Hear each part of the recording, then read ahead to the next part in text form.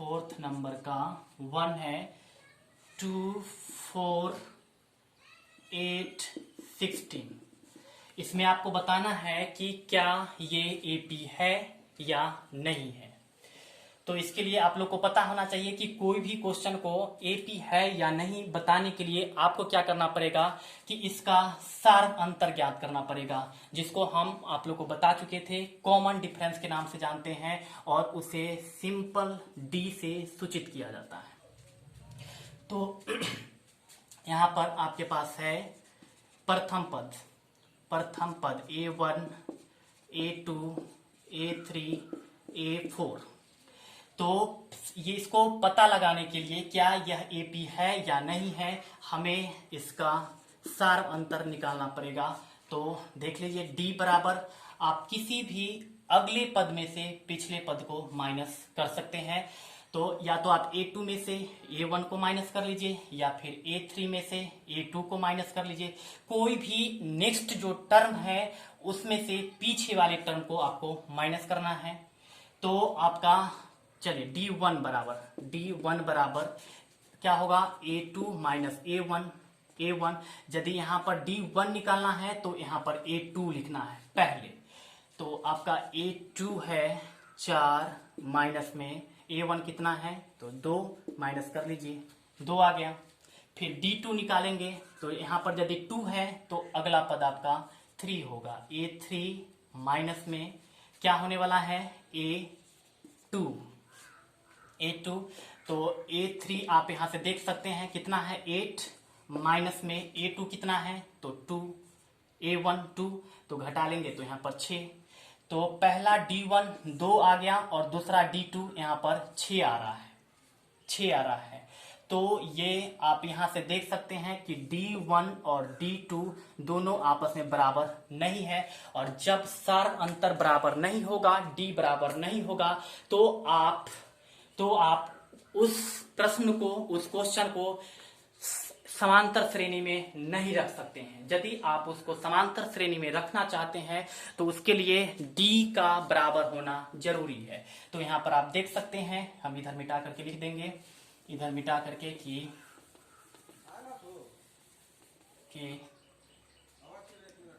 therefore D1 is not equal to D2। जब D1 D2 के बराबर नहीं है, एक सेकेंड, हम लग रहा है कुछ गलत किए हुए हैं।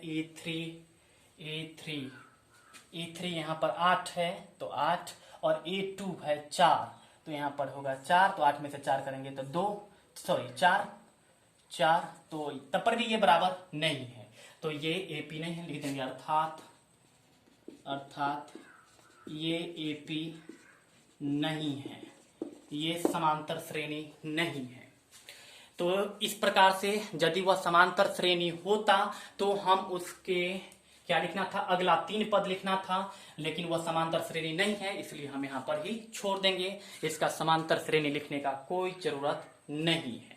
तो ये आपका 4 का 1 रहा। अभी हम 4 के 2 के बारे में बात करेंगे। 4 के 2 4 का 2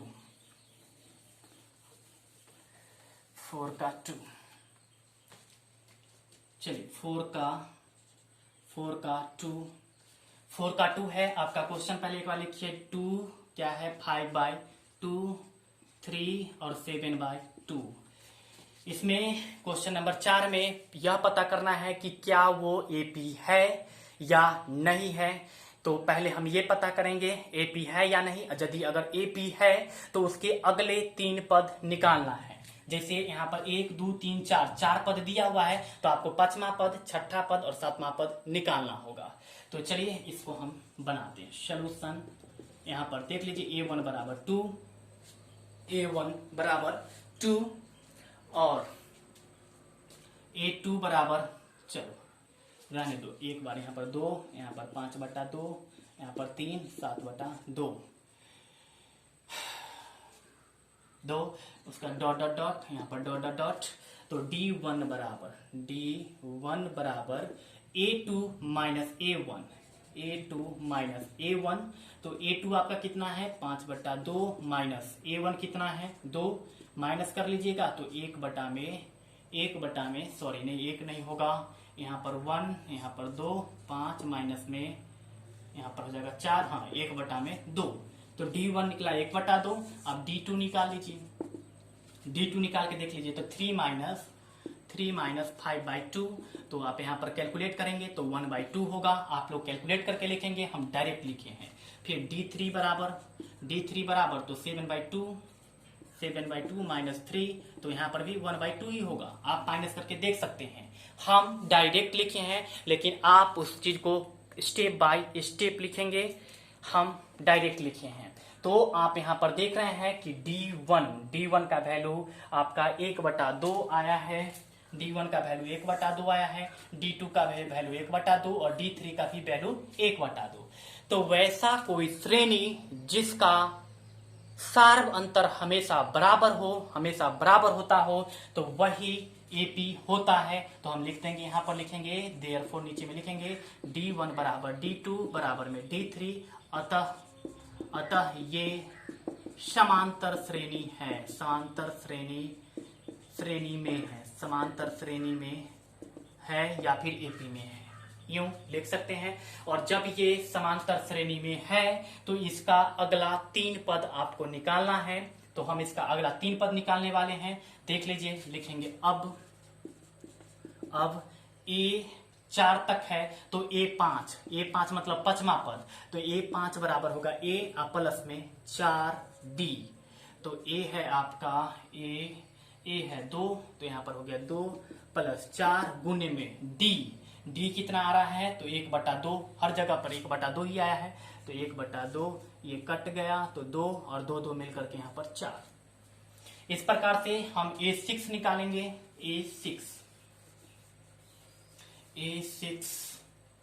A5 निकल चुका है, A6। तो जब यहाँ पर A6 है तो यहाँ पर A प्लस में 5D होगा। A है आपका, A था भूल गए 2, तो प्लस में 5 और D के जगह पर 1/2, इसलिए 2 प्लस में 5/2। कैलकुलेशन जब इसको कीजिएगा तो आपके पास कैलकुलेट होकर के यहाँ पर 9/2 आएगा।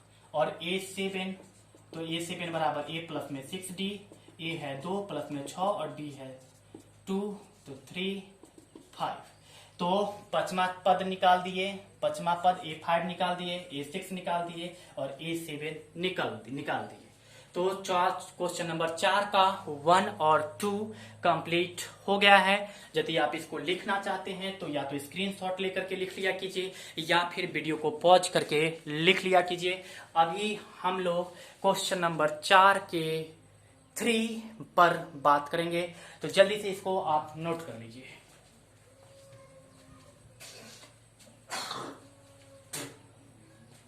चलिए हम अभी मिटा रहे हैं। क्वेश्चन नंबर 4 का 3, 4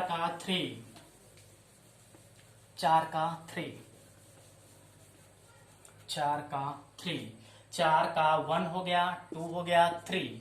4 का 3 में देखिए क्या है, माइनस 1.2, इसके बाद है -3.2, इसके बाद है -5.2, -7.3। आपको पता लगाना है कि क्या ये एपी है या नहीं है। तो इसके लिए आपको क्या करना पड़ेगा, ये 4 का 3 था, 4 का 3 का सॉल्यूशन। तो इसके लिए आपको क्या करना पड़ेगा, सार्वंतर निकालना पड़ेगा। तो ये आप देख सकते हैं A1 है, A2, A3, A4। तो इसीलिए D1 जब निकालना होगा तो A लिखेंगे और यहाँ पर 1 होगा तो यहाँ पर 2 होगा। D के लिए ऐसा होता है। माइनस में A2 में से A1 को घटा लीजिए। तो A2 है आपका -3.2 माइनस 1.2। तो -3.2, ये माइनस प्लस 1.2 इक्वल टू, यहाँ पर आपके पास आने वाला है कितना, तो देख सकते हैं 2 आने वाला है, -2 आने वाला है। और D2 बराबर A3 माइनस में A2।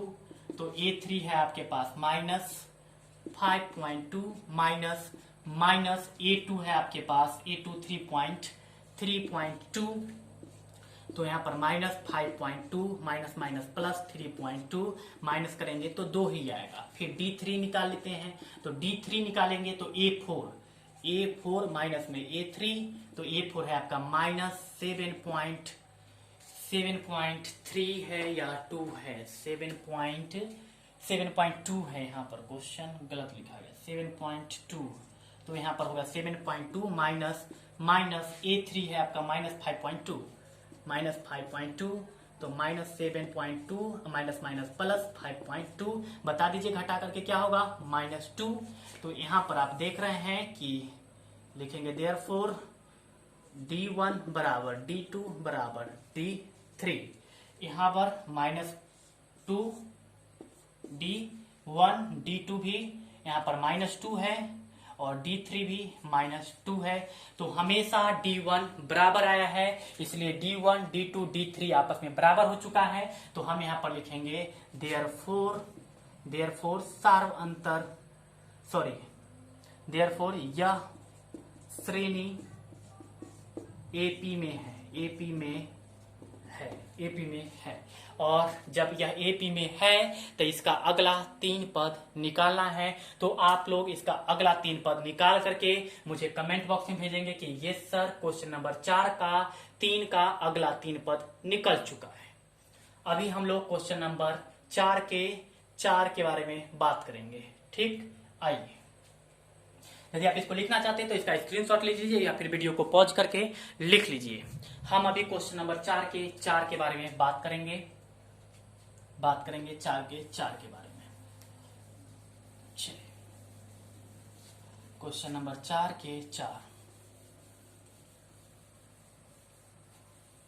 क्वेश्चन नंबर 4 देख लीजिए, 4 का 4। एक बार बुक में क्वेश्चन देख लीजिए, आपका है -10 -6 -2 डॉट। यहाँ पर आप देख सकते हैं कि ये A1 है, ये A2 है, ये A3 और ये A4। आपको पता करना है कि क्या ये AP है या नहीं है। तो इसके लिए आपको क्या करना पड़ेगा, सार्व अंतर ज्ञात करना पड़ेगा, D निकालना पड़ेगा, जिसको कॉमन डिफरेंस या D से सूचित किया जाता है। तो हम यहाँ पर क्या करेंगे, D निकालेंगे, सार्व अंतर निकालेंगे। आप लोग को तो कम से कम इतना समझ में जरूर ही आ गया होगा कि सार्व अंतर कैसे निकालते हैं। अगला पद में से पिछले पद को घटा के निकालते हैं। तो हम यदि D1 निकालेंगे, D1 तो दूसरा में से पहला घटाएंगे, D2 निकालेंगे तो तीसरा में से दूसरा घटाएंगे, D3 निकालेंगे तो चौथा में से तीसरा को घटाएंगे। और इस प्रकार से हम सार्व अंतर निकालेंगे। और जब सार्व अंतर निकल जाएगा तो हमें पता चल जाएगा कि क्या ये AP है या नहीं है। तो यहाँ पर हम लिख लेंगे, यहाँ पर लिखेंगे D1 बराबर, लिखेंगे यहाँ D1 बराबर A2 माइनस में A1, इसलिए A2 आपका है -6 माइनस A1 है माइनस में 10, इसलिए -6 माइनस माइनस प्लस 10 और कैलकुलेट होके +4 होगा। इसी प्रकार से D2 बराबर D2, तो D2 जब होगा तो यहाँ पर तीसरा में से घटाएंगे, दूसरा D निकालना तो तीसरा A माइनस में दूसरा A, तीसरा पद में से दूसरा पद को। तो तीसरा पद यहाँ पर देख लीजिए क्या है, तीसरा पद -2 है तो -2 माइनस, और दूसरा पद है आपका -6, तो यहाँ पर -6 -2 माइनस माइनस हो गया +6, कैलकुलेट होके 4।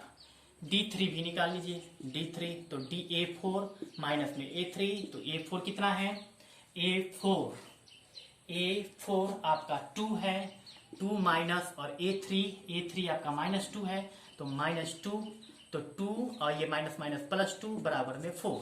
यहाँ पर आप देख पा रहे हैं कि लिखेंगे अतः D1 बराबर D2 बराबर D3। यहाँ पर D1 4 आया, D2 भी 4 ही आया और D3 भी 4 ही आया है, इसलिए D1 बराबर हो गया D2 के और D2 बराबर हो गया D3 के। और जब ऐसा हो जाता है तो यह श्रेणी AP में होगा, तो हम लिख देंगे अर्थात ये श्रेणी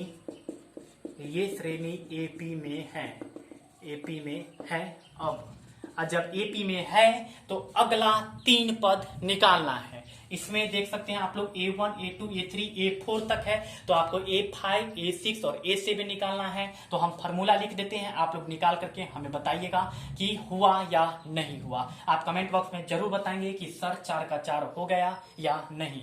तो हम लिख देते हैं, फार्मूला लिख देते हैं। A5 के लिए फार्मूला होता है A प्लस में 4D, वैल्यू पुट कर लीजिएगा। A6 के लिए होता है फार्मूला A प्लस में 5D और A7 के लिए फार्मूला होता है A प्लस में 6D। ये फार्मूला पर बैठा लीजिए, आपका 5वां पद, 6ठा पद और 7वां पद निकल जाएगा। ठीक, तो अब आपका बच गया क्वेश्चन नंबर 4 का 5, 6 मतलब 5 से लेकर के 15 तक बचा है। अब हम इस वीडियो में इतना ही रहने देते हैं। जो क्वेश्चन शेष बच गया है क्वेश्चन नंबर 4 का, तो आप लोग घर पे उसको करके देखिए, अपने से करके देखिए। यदि हो जाता है तो ठीक है, नहीं होता है तो आप हमें कमेंट बॉक्स में बताइएगा, फिर हम उस क्वेश्चन को नेक्स्ट वीडियो में कर देंगे। और हाँ, आज ही मुझे बताएंगे, कल के ऊपर नहीं छोड़ेंगे। चलिए, आज की वीडियो में हम इतना ही रहने देते हैं। आप लोग ये सब कैलकुलेट करके जो कमेंट बॉक्स में आपसे पूछा गया है आप उसे बताएंगे। इस वीडियो में इतना ही, तब तक के लिए बहुत बहुत धन्यवाद। और आप वीडियो को शेयर करते रहिएगा और खुद सुरक्षित रहिए और दूसरों को भी सुरक्षित रखिए। और एक बात याद रखिएगा, positive thought makes a man great. अच्छा सोच व्यक्ति को बहुत ऊपर तक पहुंचा सकता है और अच्छी सोच से ही इंसान महान बनता है। इस चीज को नहीं भूलिएगा। चलिए, हम अगले वीडियो में आप लोग से मिलेंगे, तब तक के लिए बहुत बहुत धन्यवाद।